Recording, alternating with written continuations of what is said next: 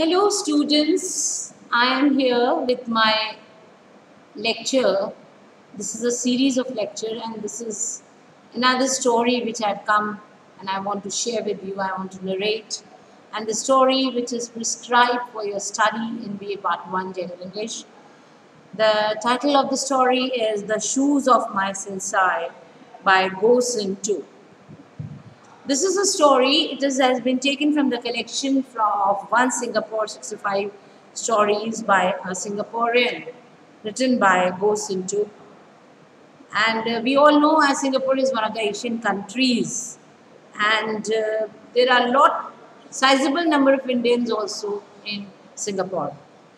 Culturally, they are very close to Indian culture, and even if Singaporeans are technologically far ahead, but culturally they have a connection with people of India.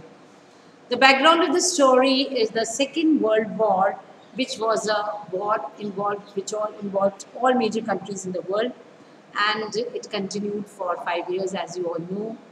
It commenced in September 1939 and came to an end in 1945. And even as the end, 2 atomic bombs were dropped. Whenever we talk of World War, we cannot forget the tragic incident which occurred, and that was the dropping of atomic bombs in Hiroshima and Nagasaki. The Second World War was also a war between ideologies. On one side, there were fascist powers, Hitler, Mussolini, and others, and on the other, there were imperial powers, and India took part in the war as a British colony. This war also brought an end to the colonization of Asian and African countries, which were demanding for independence even before the war broke out. It needs to be recollected also that the Indian National Army under Subhash Chandra Bose was located in Japan. Against this background of the war, The Shoes of My Sensei highlights the value of human concern and human relationship. Now the story begins with the narrative, and it is in first form, and the person is narrator who is speaking in first person, and he says that I was glad to hear from my sensei, my Japanese teacher, but his letter also worried me. It was 1945. The British had just returned to Singapore.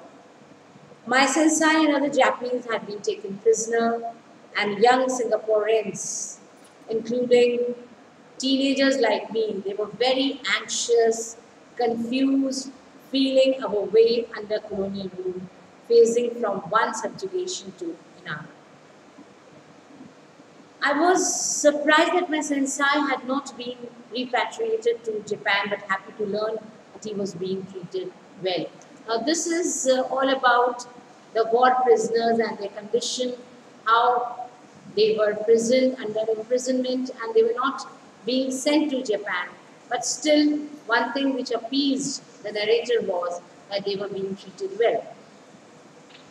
My worry was for myself. I received a letter from the enemy openly posted to me.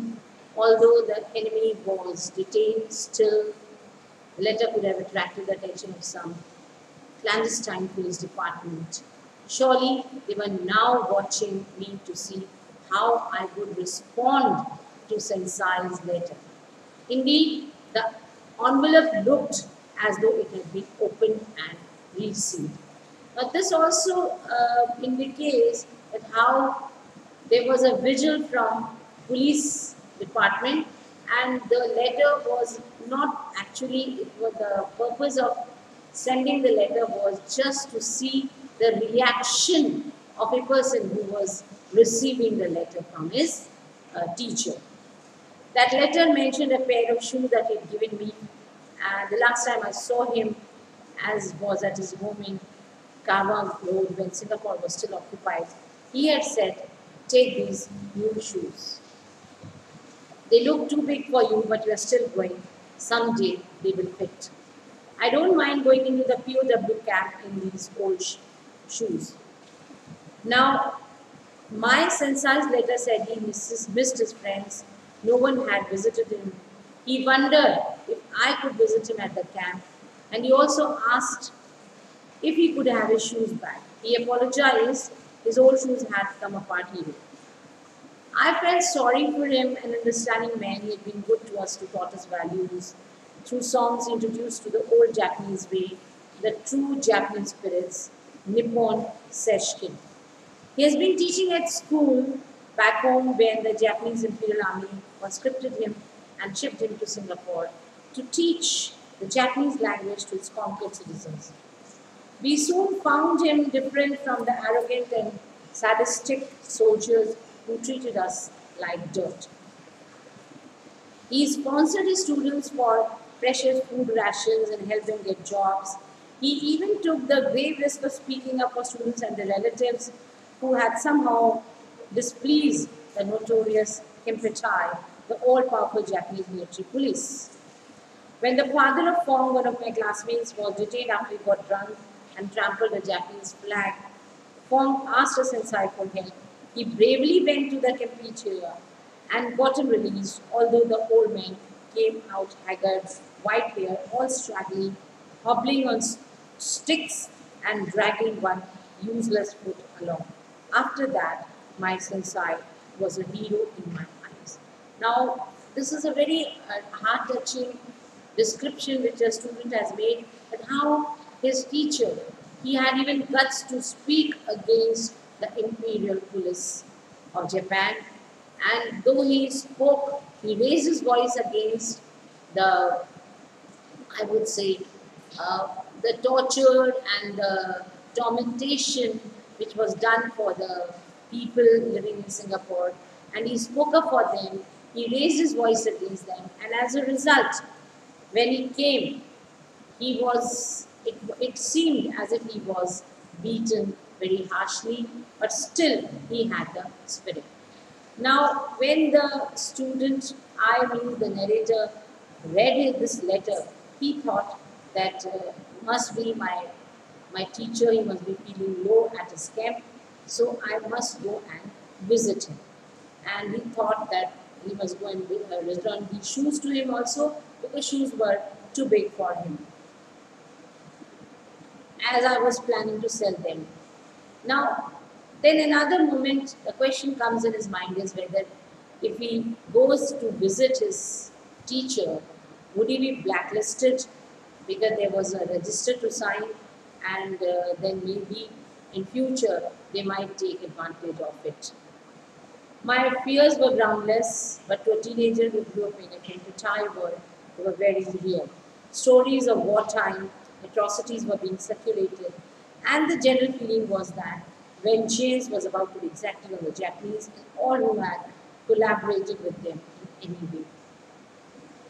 Then one of my friends asked that why should I go? Why take the risk? Because terrible things these Japanese are doing. He was a bloody Japanese. Then Bossy, a small voice, kept me in me, reminding me that he was a very understanding man who was good to me. So I switched off and I wrote him nice. He did not, he just dropped down the idea of meeting his teacher, and he said the shoes had been sold. So I was studying hard for my exams and there was no time, and I cannot, even I don't have any means of transportation to his camp. Then for weeks he suffered. One day he saw a stranger, and he was an old man who was in white. He was all straggly, dragging one useless foot along. And I remembered someone whose feet needed shoes. So I cycled to the camp with the shoes. There, British soldiers were on duty. I sweated cold sweat when I bowed to them as I went to the Kempeitai, showed them my sensei's letter, and signed my particulars into the formidable book. They escorted me. I hugged the shoes tightly. The camp guards took me to the canteen tent to wait, and there were other dozen people also there. They were visitors and prisoners were there. The moment the writer saw his sensei, almost cried because he was very thin and pale, looked depressed, withdrawn. He did not recognize me, or he did not even look me in the eye. Then he finally spoke. He spoke few words, but there were no politeness and no warmth in those words. I held the shoes to him. He did not take them. I put them on the table. I confessed that I was scared, and that is why I told a lie that I can't come. Then then I realized that my letter of making excuses hurt him grievously. He was at that moment he was not sure whether I have come as a friend, as a real person who is taking care of him, or out of reluctance or duty or pity. Then I talked and talked. I couldn't get through to him. Time was running. Then I said in desperation, since I know I shouldn't have written to you these lines, but how can I make up for it? Don't say anything. Don't be angry with me. Then nothing happened. He did not speak. There was only silence, no eye contact. Then I was inspired, and in the midst of other visitors and prisoners, I stood up before my teacher and putting my heart into his movie lyrics, I began to sing. Egoba Toshi, and this was a song which my sensei had taught me. Egoba Toshi, Wagashi no no. That is, the meaning was how much I owe to my teachers, how much I owe to them. There was a sheer silence in the crowd. Perhaps everybody was being respectful, and that was they were appreciating my way of saying goodbye to my teacher. And they were also feeling emotional, they were getting emotional, and that was a heartfelt farewell which I gave it to my friends. Oshi no niwa numi, hayati kochose. That means how fast the days, how swift the days, how quickly they flew by. And then I heard my sensei's voice. Omeba itotoshiki, kono toshi tuski, imakosho, wakaremi, izasuraba. So the meaning was how I will miss the days I spent here, how I will miss the life here. Now is the time being part, my sensei said. And then quoting the last line, he said, we are parting now as friends. He handed me back his shoes, saying with a smile, keep these. They have issued me new ones. I took them back, no longer to sell. I was growing. I could feel it. I might still be able to fit into my sensei shoes. Now, this last line is a thought-provoking line which is not only fitting into sensei shoes, but it is all about thinking alike, thinking the same way my teacher was thinking at the moment. And then this was a sort of impression, deep impact on the mind of a student who owed so much of respect to his teacher. And then when the teacher also could know that student has started thinking alike, student has also imparted moral values in oneself. That is why he says, okay, I'm giving back you my shoes, and I hope one day you shall fit into your feet shall fit into these shoes. So that means that one day you will also start thinking, and you will also have the same state of mind which I am having right at this moment. So this was a very touching story, and it was also about the young psyche and the impact of teachers on students, and also something about World War, how Japanese people, how people suffered, how they wanted to liberate themselves, how they raised their voice against forces which were, because there were two forces, fascist forces and imperial forces, and how they raised against the atrocities and the dictators and the fascist powers. So that is all for today. I hope you must have understood the story, and it could have also given you an insight into the World War scenario and the impact of changing minds of people in Singapore. That is all for today. Bye bye. Have a nice time. I'll come with some more series of lectures.